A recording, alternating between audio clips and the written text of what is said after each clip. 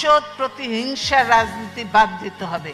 প্রতিশোধ প্রতিহিংসা দিয়ে কোনোদিন কোনো কিছু হতে পারে না। প্রতিশোধ প্রতিহিংসার রাজনীতি বাদ দিয়ে জাতীয় ঐক্য করলেই সম্ভব। এখানে একটু আওয়ামী লীগ আর বিএনপির মধ্যে পার্থক্য। বিএনপি সবসময় জাতীয় ঐক্য, প্রতিশোধ প্রতিহিংসার ঊর্ধ্বে সকল নিয়ে কাজ করতে চায়। এই হাসিনা আজকে দেশের এই অবস্থার জন্য সম্পূর্ণভাবে হাসিনা দায়ী। কারণ হাসিনা, এই যে আমি শ্রদ্ধার সঙ্গে স্মরণ করব, বিশিষ্ট সাংবাদিক ছিলেন, বিবিসির সংবাদদাতা ছিলেন সিরাজুর রহমান সাহেব, তাকে আমি শ্রদ্ধার সঙ্গে স্মরণ করছি। আমি খুব ভালো মানুষ ছিলেন, মুক্তিযোদ্ধা ছিলেন সিরাজুর রহমান সাহেব।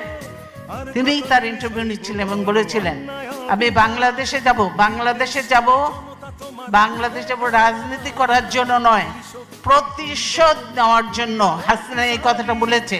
উনি বলে এটা ঠিক হচ্ছে না, কিন্তু হাসিনা বলেছে আমি